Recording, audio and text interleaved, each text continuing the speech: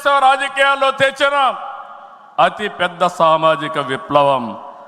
అట్టడుగు వర్గాలకు అధికారంలో రాజకీయ ముఖ చిత్రాన్ని మార్చింది మనమే. 40 ఏళ్లకు ముందు బీసీలని రాజకీయ అధికారంలో భాగస్వాములు చేశాం. ఇదే తెలుగుదేశం పార్టీ తిరుగులేని శక్తిగా మార్చింది.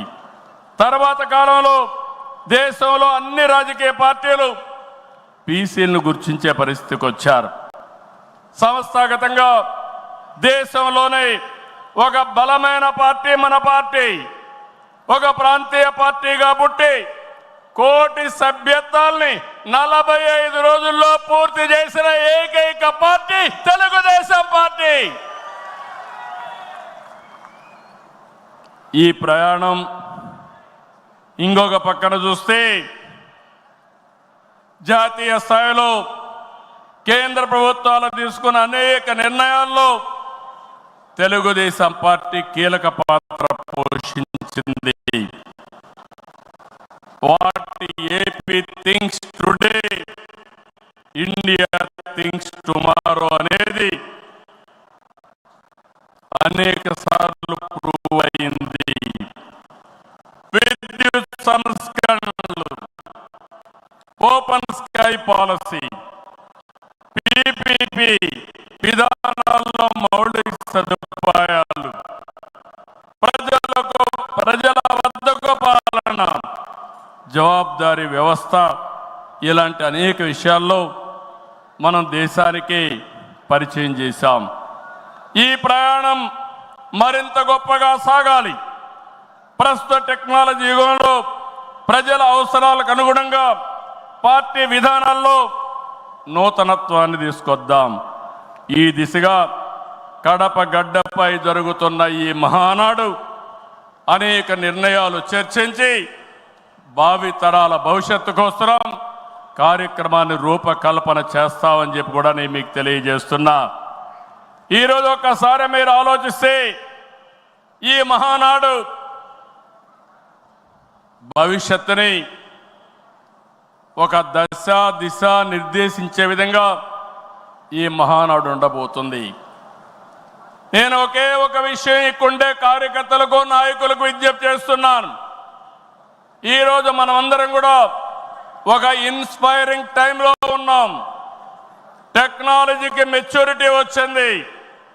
స్వాతంత్రం వచ్చిన తర్వాత 78 సంవత్సరాల్లో ఏమి అభివృద్ధి జరిగిందో రాబోయే 22 సంవత్సరాల్లో అంతకంటే రెట్టింపు అభివృద్ధి జరిగే అవకాశం ఉంది. దీనికి కారణం ఈ దేశంలో ఉండే ప్రజలే కారణం అని చెప్పి నేను మీకు తెలియజేస్తున్నా.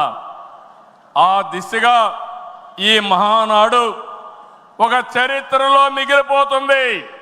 2025 కడప మహానాడు ఒక చరిత్ర తిరగ రాయడానికి దోహదం చేస్తుందని మరొక్కసారి విజ్ఞప్తి చేస్తున్నాను.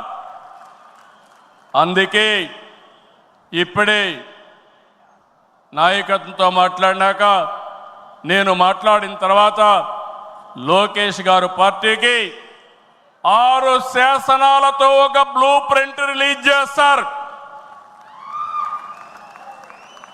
అదే మాదిరిగా ఈరోజు రేపు మనం లా అండ్ ఆర్డర్ గురించి మాట్లాడుతున్నాం. లా అండ్ ఆర్డర్లో నేను ఒకటే చెప్తున్నాను, నేరస్తులు ఎక్కడున్నా వదిలిపెట్టే సమస్య లేదు. ఆంధ్రప్రదేశ్ అంటే నేరస్తులకు చోటు లేదు, అది నిరూపిస్తానని ఈ మహానాడు సాక్షిగా మీ అందరికీ విజ్ఞప్తి చేస్తున్నా.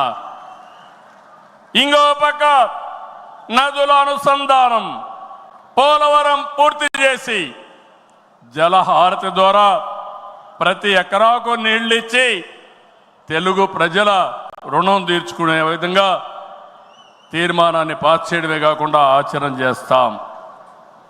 భవిష్యత్తులో వచ్చే గ్రీన్ ఎనర్జీ, అదే మరి గ్రీన్ హైడ్రోజన్, అదే మరిగా అనేక ఇండస్ట్రీస్ని నాంది పలుకుతాం.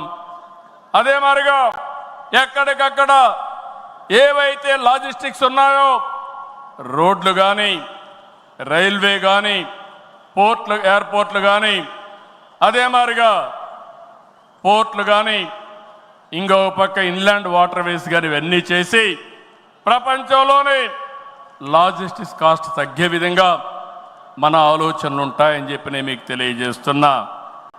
ఇంకో పక్కన మీరు చూస్తే ఆ రోజు నేను హైటెక్ సిటీతో హైదరాబాద్లో ఐటీ ప్రారంభించాను. ఈ మహానాడు ద్వారా, క్వాంటమ్ వ్యాలీ ద్వారా ఆర్టిఫిషియల్ ఇంటెలిజెన్స్ కూడా ప్రాధాన్యత ఇచ్చి తెలుగు జాతిని ముందుకు నడిపిస్తామని చెప్పి నేను మీకు తెలియజేస్తున్నా. ఇంకో పక్కన ఇటీవలే స్వర్ణాంధ్ర విజన్ డాక్యుమెంట్ తయారు చేశాం. కేంద్రం ప్రధానమంత్రి గారి నాయకత్వంతో వికసిత్ భారత్ తయారు చేస్తే మన రాష్ట్రం విజన్ డాక్యుమెంట్ కింద స్వర్ణాంధ్ర 2047కి తీసుకొచ్చాం. మీరు ఒకసారి చూస్తే 2.4 ట్రిలియన్ యుఎస్ ఎకానమీ ధ్యేయంగా పెట్టుకుని ప్రతి ఒక్కరి ఆదాయం 55 లక్షల రూపాయలు ఉండేట్టుగా దాని కార్యక్రమం రూపకల్పన చేశాం.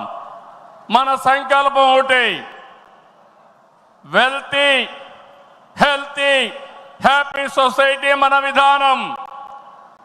అందరికీ జీవన ప్రమాణాలు పెరగాలి, జీరో పావర్టీ మన సిద్ధాంతం.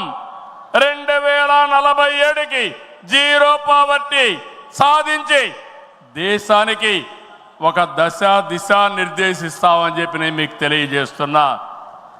ఆ తర్వాత P4 ద్వారా ఆర్థిక అసమానతలు తగ్గించే విధానానికి శ్రీకారం చుడతాం. దానికి కూడా ఈ కడప మహానాడులో చర్చ చేసి ముందుకు తీసుకుపోతాం. అందరూ ఆర్థిక అసమానతలు తగ్గించి ఆరోగ్యంగా ఆనందంగా ఉండడం మన విధానం అని చెప్పి కూడా నేను మీకు తెలియజేస్తున్నా. ఇలాంటివన్నీ మీరు చేయడానికి రాబోయే 10 సంవత్సరాల్లో రాష్ట్ర ఆర్థిక పరిస్థితే కాదు, మనం అనుకున్న విధానాలన్నీ చేసి ఆటో పైలట్లో పెట్టే బాధ్యత మనదని చెప్పి నేను మీకు తెలియజేస్తూ